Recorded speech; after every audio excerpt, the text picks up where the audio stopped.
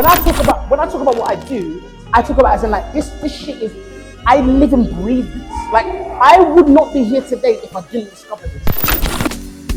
We're in London right now with the guys at DLT. We'll be talking to DB Captures, the goat behind the lens, Ali, the creative director with the juice, and Ife, the man with the plan. There's DLT the vibe and DLT the brand. Hello. My name's Ife. I am one of the co-founders of DLT, and we're here today for part one of our Easter weekend lineup. Today we're out in London, which is one of London's biggest venues, one of London's special venues. I think we were probably the first like black run or black music centered party to do an event here. And yeah, we're here today. We've got 1,700 people today and 1,700 people tomorrow as well. So these two events are part of our lead up to Malta. You don't have to be coming to Malta to come to this event, but you know, this maybe again gives everyone a bit of an experience, even though it's in London.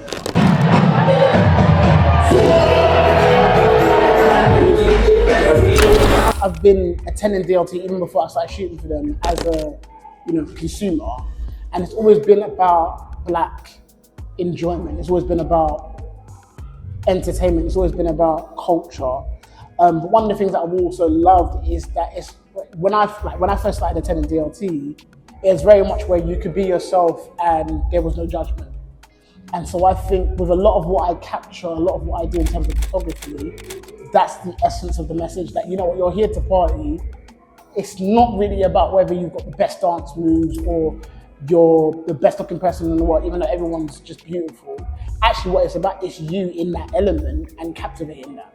So a lot of the time when you'll see me, when I'm capturing a lot of stuff, I'm very much in the background, I'm behind pillars, I'm on stage, I'm in places where I don't necessarily want you to know that I'm taking a picture. DLT, you know how we do.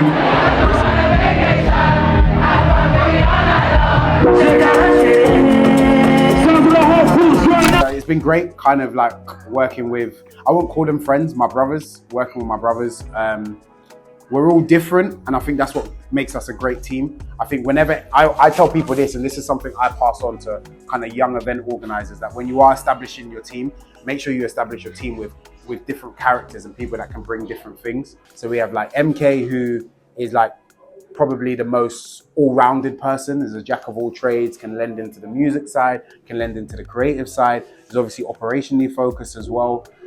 Whereas like someone like myself, I'm kind of predominantly operation focused, logistic focused. I'm always the one that's kind of like first at the venues. I'm the one that's holding our conversations with venues globally, and making sure like we're locking in our dates and we can move from A to B seamlessly. Because now DLT is a global business, so we're able to kind of like, you know, do events sometimes in different countries, one after another. So for example, we're in London this week. In 3 weeks' time, we're in Amsterdam. Then we come back to London. Then we've got, you know, some London events here in May, Malta, and we've got a big festival that we just announced and we just launched called The Recipe in July. But in August, I think nearly every week in August, we have an event. We're in different cities. We have Stockholm, we have Paris, we have London, we have Dublin, we have Manchester. So like, you know, it can be like difficult, but I think when you're working with a team as well-rounded as ours, it makes things a lot easier. Tone of voice for DLT, I think it is a lot of enjoyment and celebration. From the places that we're from, kind of like coming together and celebrating, you know, success and development in the culture and community. And I try to infuse that in the kind of work that I do with the patterns and the kind of characters that I use and the imagery, the scenes as well. It's a lot of bright colours, a lot of radiance, vibrance to it. Regardless of, you know, the time of day, whether it's like tonight or a day party or a brunch, it's always consistently that kind of vibe. So when I'm creating anything, I just keep in mind creating characters that look like they're having fun, eating and having fun. The colours, the symbolism, just when you're scrolling, you see the image, just making it feel like you kind of want to be there. Oh, that's dope. So I guess this is one of the things that like always keeps us different. We're always like, you know, trying to evolve and like give out things to our crowd as well. So I think you see that was from Nigerian independence. So it's Vaseline branded by DLT. If you know, you know, innit?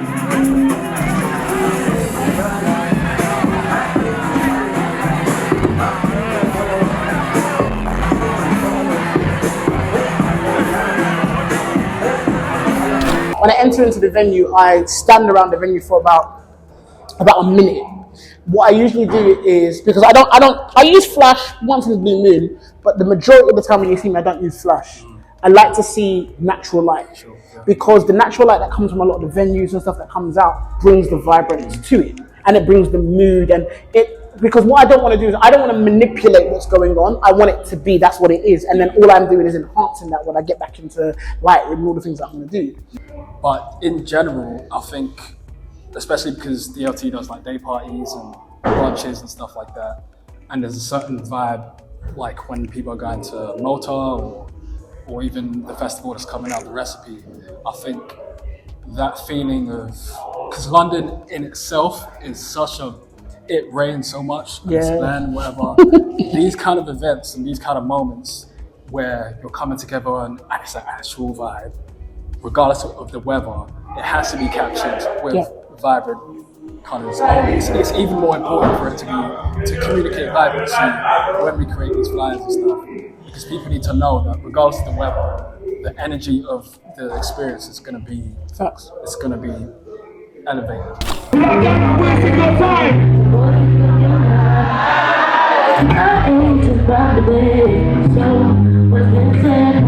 Karaoke Sundays, let's go!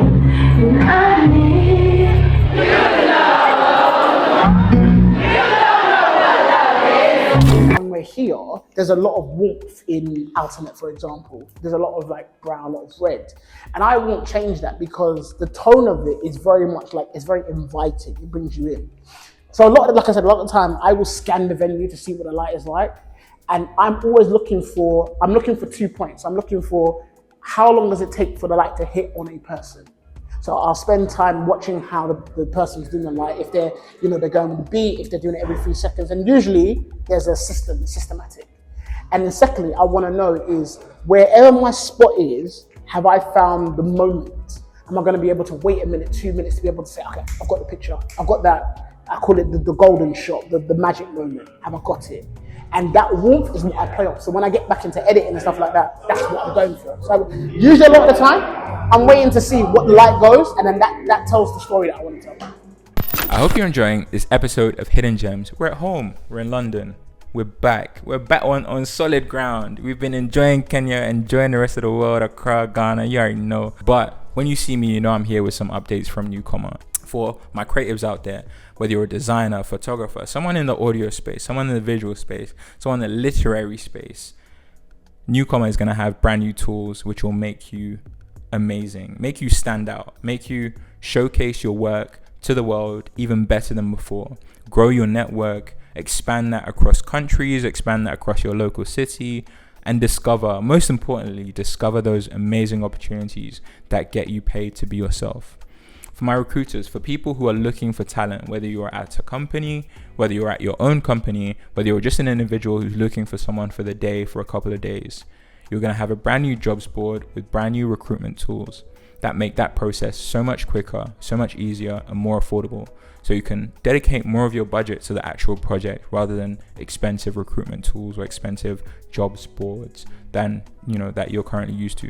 So I thought with this video, before we go, I wanted to show you a couple of profiles, a couple of projects that we're loving right now.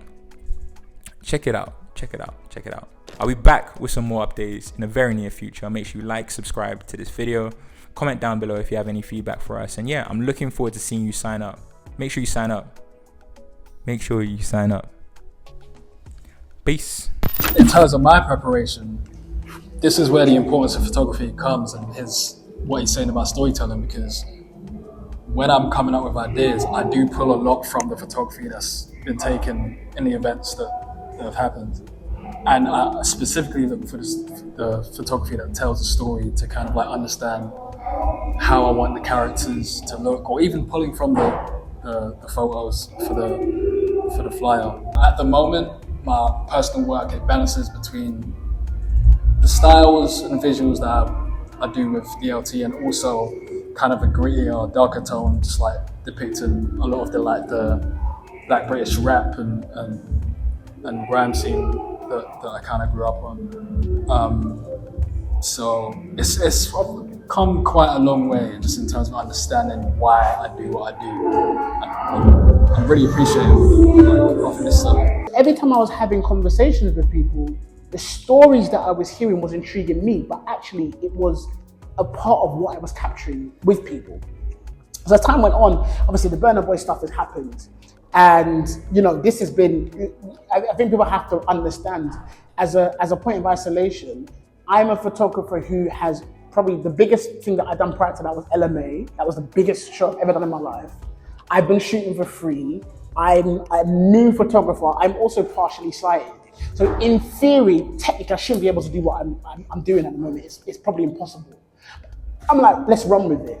The Burna Boy kind of thing was significant in a sense where it allowed me to see that anything was possible. You get into moments like this, you're at the outlet, you're in Malta, wherever it is, and you're able to document a story and you have no idea how someone's life could change, your life could change, or what story you're telling.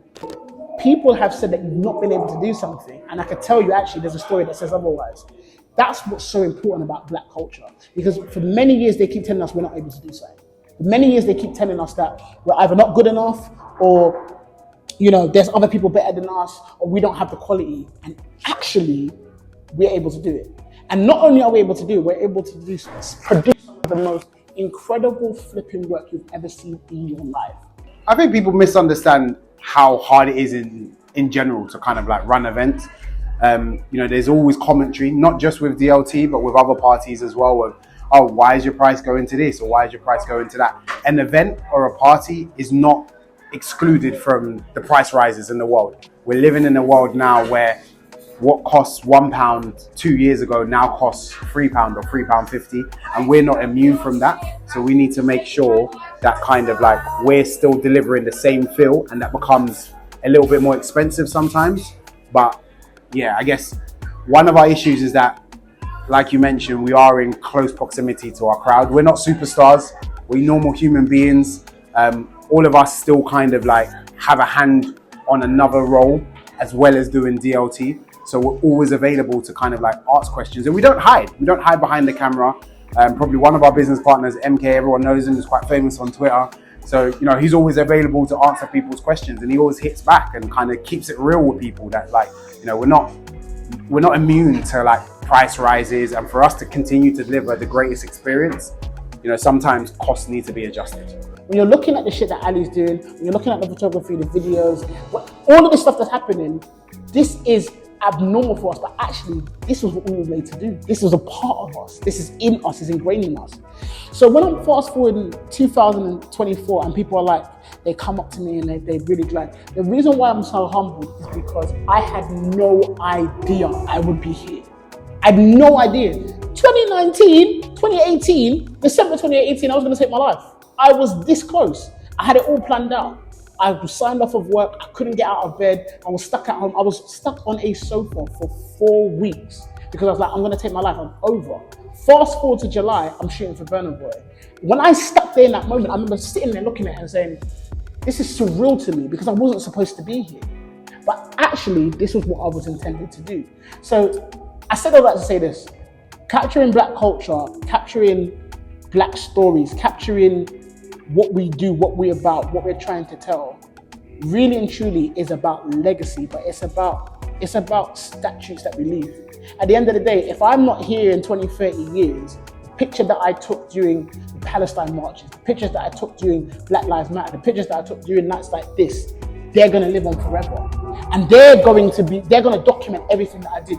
Hey, listen, no one's gonna really care about how much I made, all that. No one's gonna care about that. What they're gonna care about is the stories that I told. And that's why it's so important.